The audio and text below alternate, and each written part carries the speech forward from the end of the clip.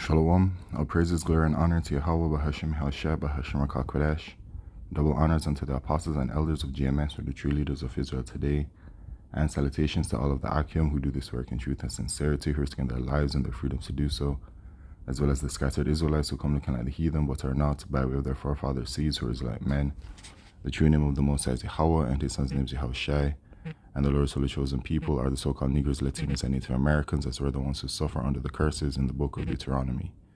My name is Akalia, and I'm from the GMS Jamaica Kingston camp. And this video was inspired by this video right here. The title says, "Everyone knows about the prophets." And the video is simply an Edomite, a so-called white man that is known somewhat with some kind of popularity within this world, visited the apostles out there in New York. All right, I see the elder apostle Tahar and the elder apostle Rakah in the video, and the point is that everyone knows about the prophets of Yahweh Shemeshai. Everyone knows about this Hebrew Israelite thing, as they like to call it, right? Which is not a thing. It's simply who we are. We are the Israelites, the Lord's holy chosen people, and the Israelites are Hebrews. You know, the Edomites are also Hebrews, so they're really the Hebrew Edomites, right? But we are the Israelites. Our forefather is Jacob, who was named Israel, right? And the prophets of Yahweh Shemeshai have woken up, right, in our final captivity, that land which is known as Mystery Babylon the Great in the scriptures. It is a miracle. And the prophets have woken up, and the prophets have woken up and have gone out to the highways and byways as is instructed to the prophets by our Lord Yahushai. And then we also edify daily, Lord willing, right? As we're supposed to.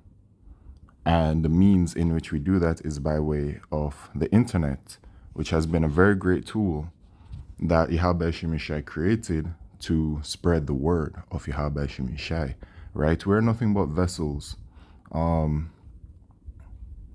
that are used by the Lord to bring forth the word, right? There are no altercations or anything to the truth. It is as it is, right? Whatever is written within the scriptures, that's how we do it.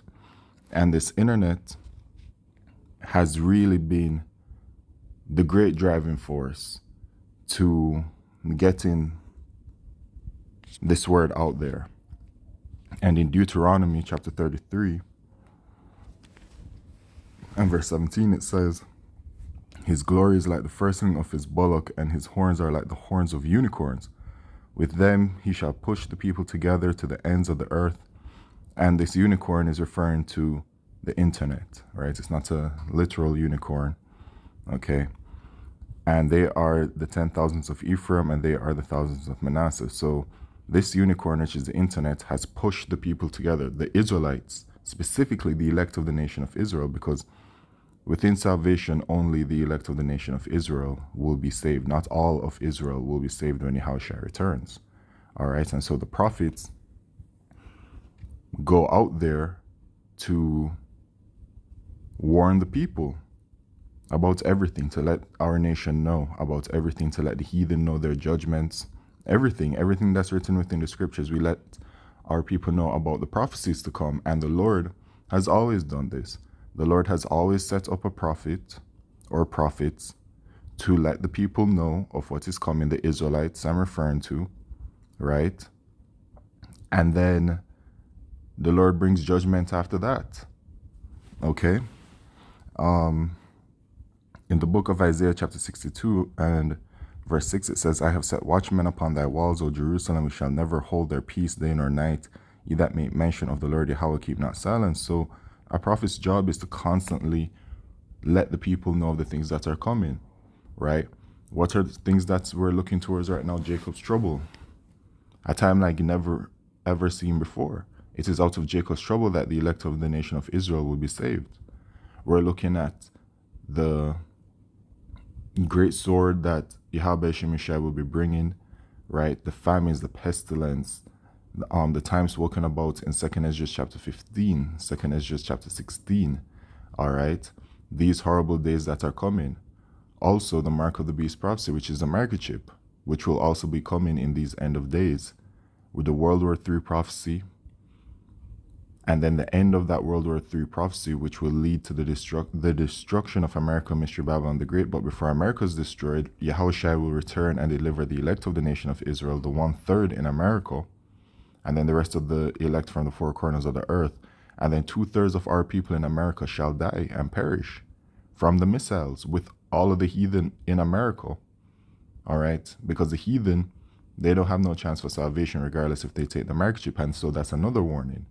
We warn you Israelites that regarding this mark of the beast prophecy, that if you are microchipped, then the Lord will destroy you. You don't have any chance for salvation, right? But also, please remember that when we do warn the people of everything, there's nothing personal about it. There are no emotional attachments towards it, right? Because while we say, yes, these things are coming, a portion are going to be destroyed, it's not like, oh, wow, I wish that everyone could make it. No, that's not how it works. Yahweh Shemishah has already determined how things are to be, and we are here to simply report upon it, right? And the scriptures even let you know. In 2nd Ezra chapter 9 and verse 22, it says, so I considered, verse 20, so I considered the world, and behold, there was peril because of the devices that were come into it. And I saw and spared it greatly, and have kept me a grape of the cluster and a plant of a great people. And this great people are the Israelites. And this grape of the great cluster is referring to the elect of the nation of Israel. It's all about the elect of the nation of Israel. In these times, yeah, the rest of our people are literally, it will say to let the multitude perish then which was born in vain. They were born in vain, right? And we know that. We know that the majority of our people just won't get it. And the way that they will enter the kingdom is by way of death. That will be the cleansing that the Lord chose for them, really, from the very beginning, the foundations. Same way how the elect were chosen from the very beginning, before the story started, right? And let my grape be kept and my plant, for with great labor have I made it perfect. So the elect of the nation of Israel is perfect in the sights of Yahweh Shemihashai. But as prophets, we are to warn you, right? And this has brought us great fame, really, in some ways, right? Not the kind of fame where people glorify in it the way that they do in this world, but it does bring fame to us where we're simply known. Brothers on our I'd call it off-duty, Clark Kent kind of situation, right? Because we move through this world using it but not abusing it, as the scriptures say. And so brothers get recognized just going about life, we do. But that's just a part of it. And the scriptures do say that regarding the nation of Israel,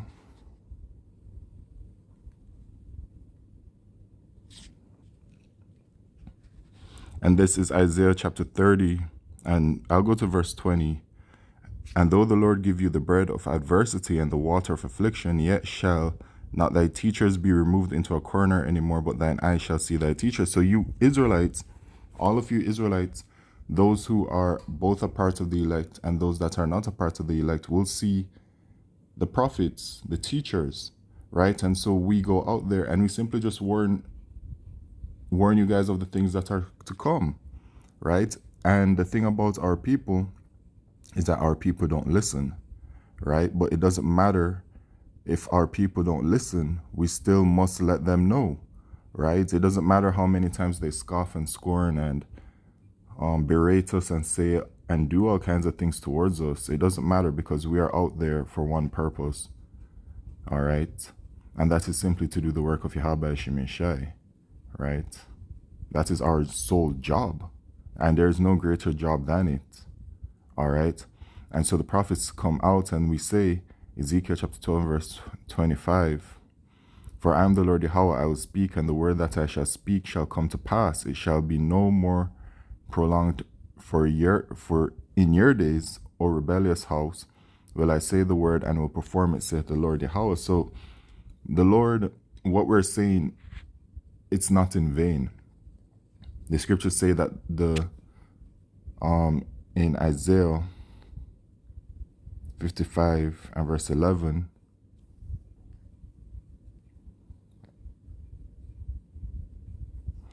so shall my word be that goeth forth out of my mouth. It shall not return unto me void, but it shall accomplish that which I please, and it shall prosper in the thing whereto I sent it. So all these prophecies shall come to pass no matter what.